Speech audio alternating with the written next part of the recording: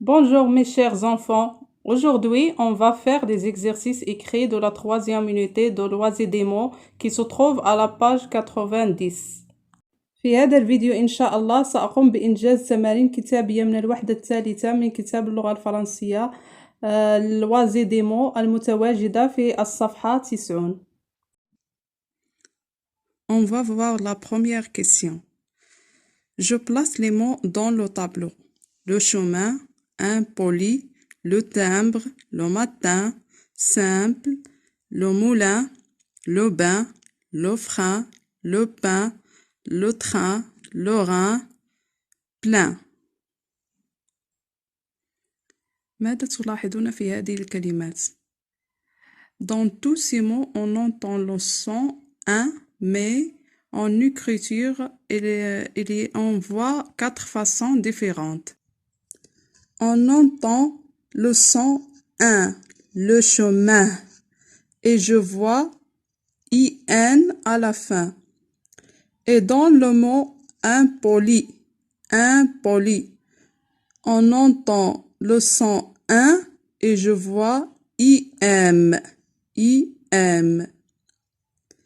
Mais dans ce mot, le bain, on entend le son un, يعني أسمع الصوت ديال un, et je vois AIN.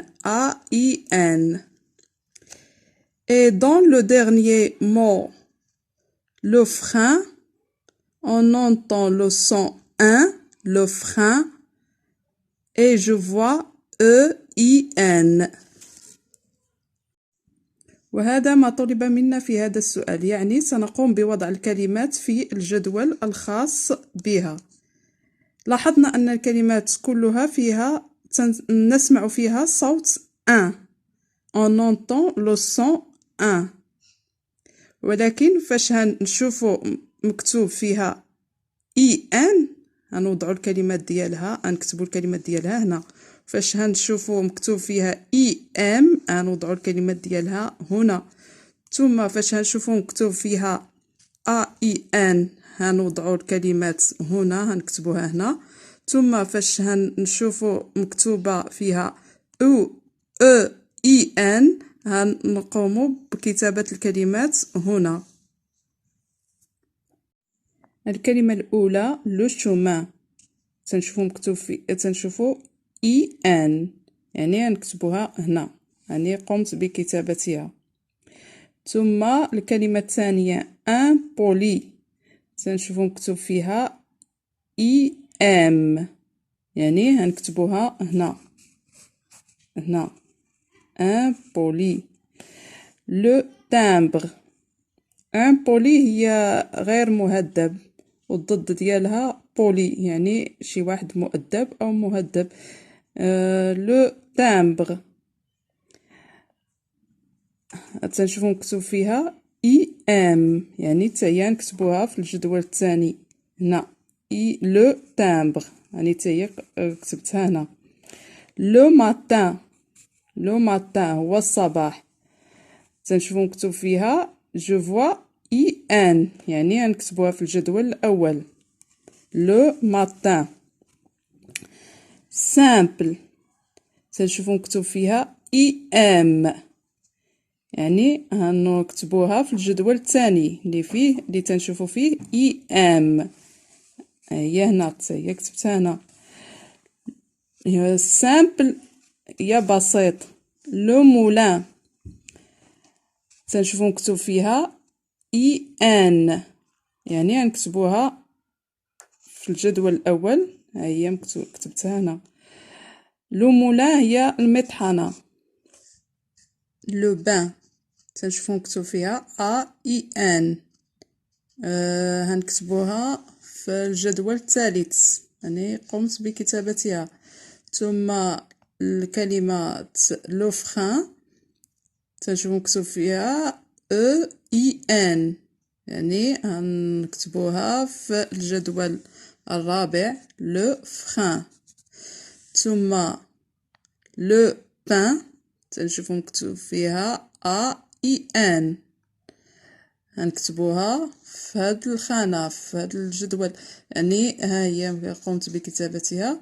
ثم لو تران هو القطار، لو بان هو الخبز، و لو تران هو القطار. تنشوفو مكتوب فيه AIN، هنكتبوه هنا في الجدول الثالث.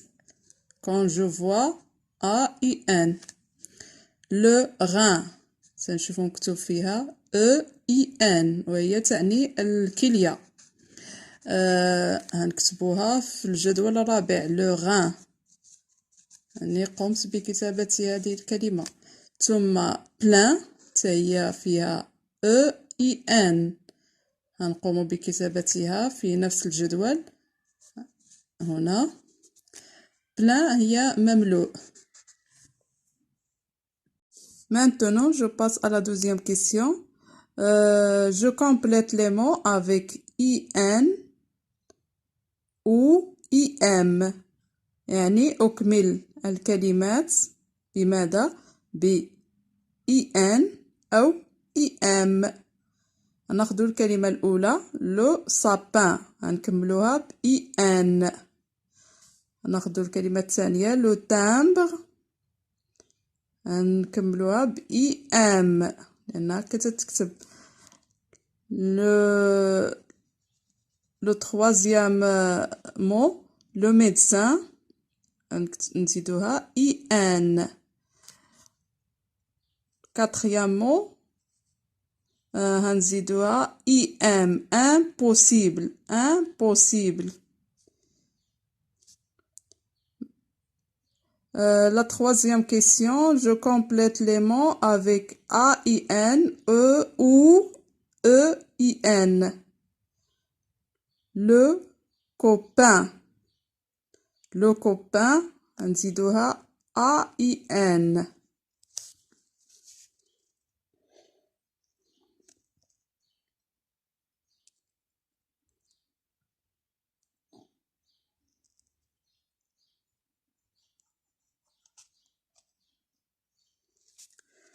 Le copain.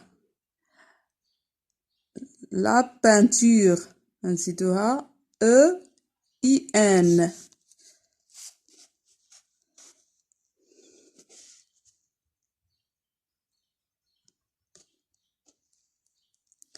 La peinture. الكلمة الثالثة لو غران، تتكتب AIN، نزيدوها AIN. لو فران، نزيدوها EIN.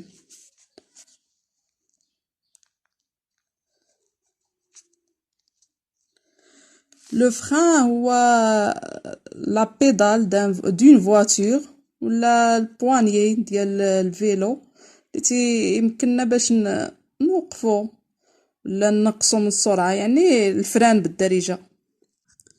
السؤال الرابع أو la quatrième question.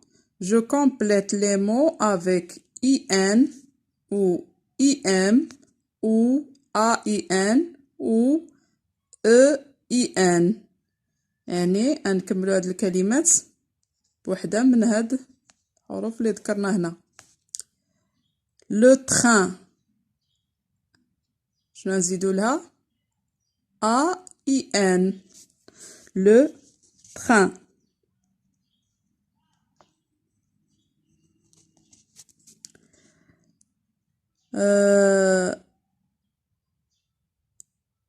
important شنو نزيدو لها؟ IM، يعني شي حاجة مهمة important.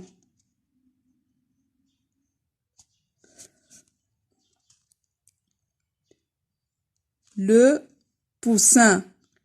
لو poussin هو الكتكوت، كتكوت. لو poussin نزيدولو IN. لو poussin.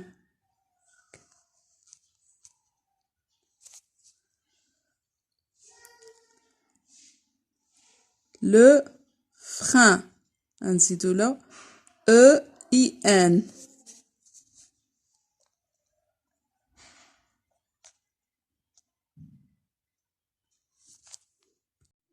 السؤال الخامس: Je reconstitue les mots et je les écris. يعني هما عطاونا كلمات غير مرتبة أو مخربقة كما تنقولوا بالدارجة، وحنا خصنا نرتبوهم باش نحصلوا على كلمات مرتبة. يعني je reconstitue يعني هنعاود التركيب أو التكوين ديال هاد لي مو ونكتبوهم. دان و جاغ، يعني رتبناها تولينا جاغدان. جاغدان جاغدان. الكلمة الثانية fin و باغ، رتبناها تولي parfum هو العطر. جاغدان هي الحديقة، parfum parfum.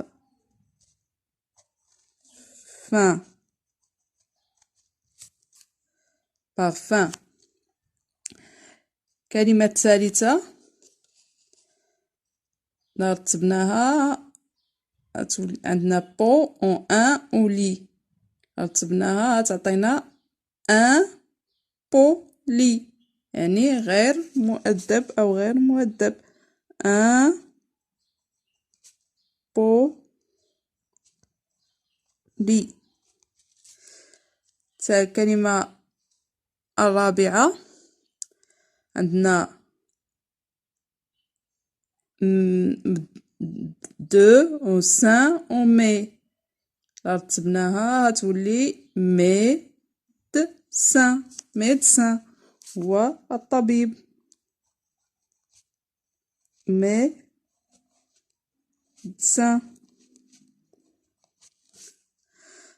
عندنا الكلمة الأخيرة توربان، رتبناها تعطينا بانتور هي الصباغة. بانتور.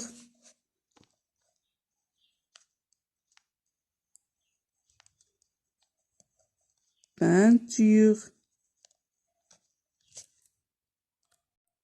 Exercice 6. J'écris les mots qui manquent.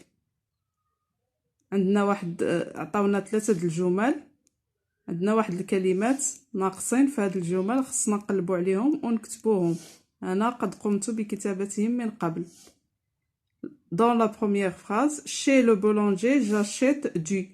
chez هي عند، le boulanger هو الخباز. j'achète quoi. chez le boulanger j'achète quoi. يعني ماذا أشتري عند الخباز؟ نشتري الخبز هو le pain. chez le boulanger j'achète du pain. الجملة الثانية pour peindre le mur papa utilise de la. pour peindre le mur يعني من أجل صباغة le mur هو الحائط أو الجدار. papa utilise de la. ماذا يستعمل أبي من أجل صباغة الحائط أو الجدار؟ يستعمل الصباغة هي la peinture. pour peindre le mur papa utilise de la peinture. الجملة الثالثة nous avons planté un arbre dans le. nous avons planté هي نحن زرعنا. un arbre هي شجرة. أين نزرع الشجرة؟ نزرعها في الحديقة هي le jardin. nous avons planté un arbre dans le jardin. يعني عندنا في الجملة الأولى peint، الثانية peinture، الثالثة jardin. وعندما ننتهي من كتابة أي جملة نضع نقطة في آخر الجملة. لماذا؟ لأن الجملة في اللغة الفرنسية دائما تبدأ بحرف كبير في الأول وتنتهي بنقطة. On commence une phrase par une lettre majuscule et on termine par un point. يعني الجملة في اللغة الفرنسية تتعني يعني ستكون واحد المجموعة من الكلمات وتكون عندها معنى. La phrase est une suite de mots qui a un sens يعني عندها واحد المعنى. sens هو المعنى. Elle commence par une lettre majuscule et se termine par un point. Elle commence par une lettre majuscule et se termine par un point. عندكم ما تبقاوش تنساو هذه الملاحظة عند كتابة الجمل. يعني دائما ابدأوا بحرف كبير في الأول ودائما ضعوا نقطة عند نهاية الجملة. dictée يعني هو الإملاء. je prépare ma dictée يعني أحضر إملائي. je recopie les mots يعني نعاودو نقلو هاد الكلمات ونعاودو كتابة ديالها هنا. شنو هي هاد الكلمات؟ lundi, matin, médecin, train. je recopie la phrase يعني نعاودو كتابة نقل هذه الجملة وكتابتها هنا. lundi matin, maman va chez le médecin par train. وبهذا نكون قد أنهينا إنجاز التمارين الكتابية المتواجدة في الصفحة 90. les exercices écrits de la page 90. أتمنى أن ينال هذا الفيديو إعجابكم وإلى اللقاء في فيديو آخر مع تمارين أخرى ودروس أخرى إن شاء الله.